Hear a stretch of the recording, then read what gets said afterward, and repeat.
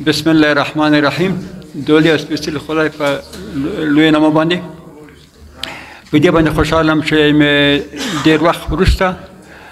درون استاد مې چې ماته پښتو درسره کړی دی او هلته د هغه زمانې مدیر دی عمومي د معارف ماته پښتو درسره کړی دی. استاد ښه راغلاست، ستړي مه شئ، سپینه ږیره دې ماچوم، په خیر سره اوسېږئ، ژوندی او کامیاب اوسېږئ. رښتین صاحب په همدې ډول باندې چې راغلی دی، تاسو دواړه مشران چې دلته تشریف راوړی دی، ښه راغلاست، په خیر سره اوسېږئ. نو ښاغلی سلمان صاحب ته د خدای پاک او د هغه مربوطه کمیټې ته د خدای پاک د ننګ صاحب په شمول د ټولو ملګرو په شمول باندې ورته خدای پاک توفیق ډېر عطا وفرمایي چې دی وشو کولی د شخصیتونو په هکله باندې چې زه یې شاهد یم چې څو ځلې د لویو شخصیتونو په هکله باندې حتی ورځ زما دپاره هم یوه غونډه جوړه کړې وه، خانه آباد، ژوندی او کامیاب دې اوسېږي. دا ښه خدمت دی د ټولو فرهنګیانو لپاره او هغوی چې یو څه دي او یو څه ورکوي. وایي چې بې حسابه څاڅکي توی په بحر و بر شي، بې حسابه څاڅکي توی په بحر و بر شي، لکونو کرورونو یو ګوهر شي، میندې راوړي ډېر زمن ډېر اولادونه، یو یا دوه یې افلاطون سکندر شي. دا نو مهرباني، دا نو د 5 ستورو څخه 5م ستوری جناب رښتین صاحب دی. په دې خاطر باندې چې همدا خبره ما مستند کړې واوسېږي او ښاغلي رښتین صاحب ته مې څرګنده کړې وي چې د هغه زوی دی او له ما سره په شمشاد ټي وي کې ډېره مرسته وکوله. مننه کوم در څخه ژوندی او کامیاب اوسئ. نو په همدې خاطر ما په خپل تعلیق کې چې هغه کې لیکل شوي د لغمان مشاهیر په دې کې همدا موضوع ته هم اشاره کړې ده چې ګمان کوم چې یو علاوه مخکې به وي انشاءالله چې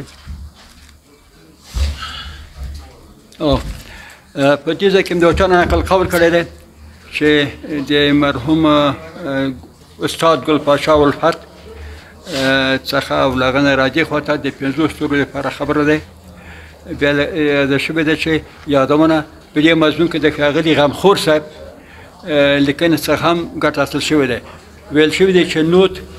5 ستوري یا 5 ستارې د روښانه پښتو،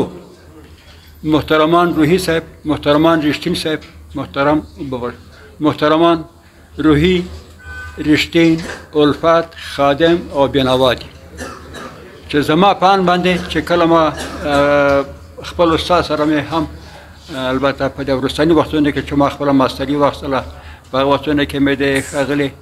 رشاد صاحب سره اړیکه هم درلودله.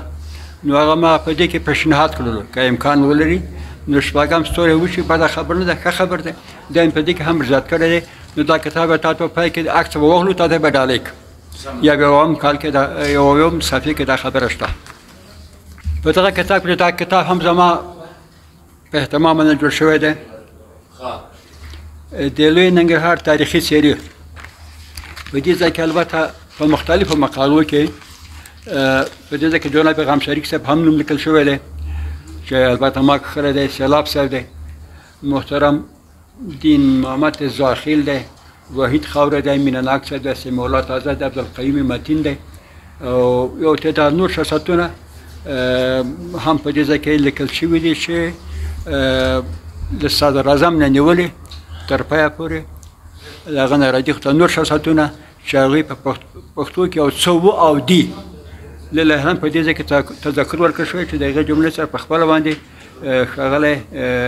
رښتین صاحب په دې کې شامل دی چې دا د ښاغلی رام شریف صاحب دا کتاب که چېرې تاسو هلته پیدا کړئ ټول ما سریال جلدو د لوی ننګرهار څیرې ننګرهار ته یې استولی دی او د ښاغلي معاون د اکاډمي چې د هغه سره هم دا کتاب موجود دی چې دا کله چې د ننګرهار کې هغه جوړېده، سیمینار جوړېده او په لغمان کې جوړېده، د دې مسؤول زه وم او قرار و. نو بیا دا مقالې مې راټولې کړې، دا مې پکې چاپ کړل، تاسو هم پکې شامل یاست. هر هغه څه چې هغه سره به ګمان کوم ډېره مینه به ولري. جناب رښتین صاحب زوی په 1553 مخکې په دې کتاب کې چې دا زما د انکې کتاب دی په 40م کال کې کښلی دی البته را دې خو چې 10 کاله 15 کاله 20 کاله دربار نیولې دي هغه پرته دوی ژوندۍ وو په دې کې په 1553 مخکې دا کتاب دی چې دا نو هغه زوړ خط دی چې هغه خطونه باندې موږ پوهېږو دا اوسنی نسل پرې نه پوهېږي هغه مخصوص یې دا دی مخصوص نو دا په دې کې د دې شخصیتونو نومونه لیکل شوي دي چې که چېرې ضرورت و د اصلا کې چې فرق کېږو د خیره د خپل ځان سره به یې یاداشت واخلو په هر صورت باندې وخت کم نیسم څو تنو شخصیتونو څخه تذکر ورکوم چې هغه د ښاغلي رښتین صاحب په هکله باندې د کور دننه د کور د باندې چون دا خبرې ټولې نوې وې زه سعی کوم چې دې مجلس ته چې راځم نوي شیان ځان سره ولرم چې د هغه جملې ځینې دا کتابونه چې ما نوي وو چې رښتین صاحب ته مې یادوري وکړه او هر هغه څه چې په دې کې دي هغه هم نوي دي مطبوعاتو ته کم راوتلي دي یو د هغې جملې څخه د ډاکټر حبیب الله تیږي صاحب تذکر ورکړی دی د دې د شخصیت ځینې د دې شخصیت ته داسې بڼه ورکړې دی چې په افغانستان کې د نثر بهترین بانی همدا شخصیت همدونه مې لنډه کړله په همدې ډول باندې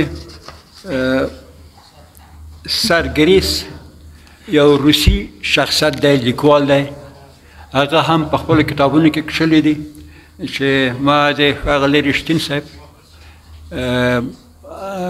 لیکنه ولوستله پکښې راغلي وو چې دی د نثر د لویو استادانو جملې څخه دی بیا پس هغه نه مې تایید کړله چې بله همدغسې دی ما چې کله کوم ورکشاپ کې ګډون کړی و په تایلند کې او په هند کې خپل دکتورا مې اخیستله د پاپولیشن ایجوکیشن برخه کې وه چې په هغې کې ډاکټر ارجیل هم په دې هکله باندې له ما سره خبرې وکولې یو ته د شخصیتونو ځینې یادوري وکوله چې په هغه وخت کې د هغه نورودوه یو څه خامه وه اوس پوهان دکتور دی خالق رشید له هغه څخه تر منځ سره باندې بحث وشو سربیره په دې باندې ښاغلي افضل رضا ورڅخه بحث کړی دی او له دې ځای نه پرته یو چې د نورو شخصیتونو چې په هغه ځای کې وو هم په دې باندې بحث کوو چې ما د هغه بحث ځان سره په خپل ځان سره په هغه وخت کې دا ویډیو دا مسایل نه ځان سره مې کاغذي لیکلي وې ځان سره مې راوړی چې د ښاغلي رښتین صاحب شخصیت ځینې دوی تذکر ورکړی ما ځان سره د یاداشتونو لیکلو نو هغه ځینې ما مستقیما کاپي کړل سربیره په دې باندې د دې ملګرتوب زما د نیکه سره جناب مولانا حبیب الرحمن مهدي قریشي سره او سربیره په دې باندې بینوا ړنګ سید افغاني دلبر سامسور حاجي محمد علي حاجي عبدالمتین له دې سره دی وه تاسو په دا موضوع یو څه یاده شوي چې دې په هغه ځای کې شخصیتونه وو څه ملي کچه باندې که څه په سرمایه توګه باندې که څه په دفتري کچه باندې وو دوی سره انډیوالي درلودله دوی د انډیوالي باندې به خپله به چې کله کېناستل بانډار به یې کوو نو د همغه بانډار په نتیجه کې به دا یاداشتونه ما ځان سره نیول نو د دوی د ځینې ما یو څه زده کړه کوله نو په همدې خاطر باندې ما دپاره دا موضوع خورا ارزښت لري سربیره په دې باندې د یوې مسلمانانو د ډلې ځینې وو دغه شک نشته دی د هغه ځای نه وروسته بیا د حزب دموکراتیک مسله چې مابین تې راغله د نه وروسته مابین تې راغله چې له دوی نه الهام واخیست هغه ترتیب برابر شو چې له دې په څنګ کې له سره بیا ولفت صاحب سره یو ځای یو چې د نور شخصیتونه له سره هم یو ځای وو چې د وطن د روښنایي دپاره او خلکو ته یو څه ورکول له نګاه د علمي ځینې د دوی وظیفه و دا کار انجام کړلو چې موږ په خپله باندې په اوس وخت کې ورباندې ویاړ کوو چې دی وایي چې لومړی ځل د نوي مسلمانانو ډله چې جوړه شوه دوی هم پکې تشریف درلودی هغه د فیض احمد انګر په کور کې په چنداول کې وه د قرطا په محاله کې وه چې حاجي ګل محمد خان په کور کې دا جوړه شوله چې په دې کې محمد رسول پښتون پوهان حبیبي صاحب قاضي بارام خان عبدالهادي خان توخي محمد انور خان اڅکزی غلام جلانی خان الوکزی یو چې دا نور شخصیتونه لکه الفت صاحب سید شمس الدین محروم مجروح قیام الدین خادم، غلام محمد خان غبار، دکتر عبدالرحمن محمودی او نور شخصیتونه په دې کې شامل وو چې د بنسټ یې په غزه کې کېښود او دا د وطن لپاره یوه لویه لاسته راوړنه وه چې هغه غوښتل چې وطن په روښنایي کې ژوند وکړي چې د هغې جملې ځینې د هغه د شخصیتونو د جملې څخه یو هم په خپله باندې جناب رښتین صاحب سربیره په دې باندې یو تعداد نورو شخصیتونو چې هغه ما سره یاداشتونه شته دی چې بطحره نومېدی بطحره د سوات ځینې تللی و ډیلي ته بطحره سنګ البته دا تللی و ډیلي ته په ډیلي کې د ډیلي راډیو د پښتو څانګې مسؤل و چې هلته به ده د ښاغلي رښتین د کتابونو څخه استفاده کوله اشعار یا په ځانګړي ډول باندې نثر نه به ده استفاده کوله او ویلې وی ما سره دا خبره هغه کې دلچسپه وه ما سره هم خبره بیا مې ورسره دنیزي ځینې اړیکه وکوله بیا ما ته دا یو نوشته یې درلودله هغه یې راته راڅرګنده کړه وپوهېدم چې دا خبرې ټیک خبرې دي چې دوی له هغې ځینې استفاده کوله چې خپاره شي نو چون ما ته اول ځل باندې خبر راته راکړه شو چې وخت کم دی نو په همدې ځای باندې مې د خپلې خبرې پرېږدم بیا که چېرې جناب رښتین صاحب تا مینه درلودله دې ځای کې له ما سره دا کتاب کې شته دی دې نه به تا ځان سره یا به صفحه ځان سره یاداشت کړي چې ځان سره بیا واخلي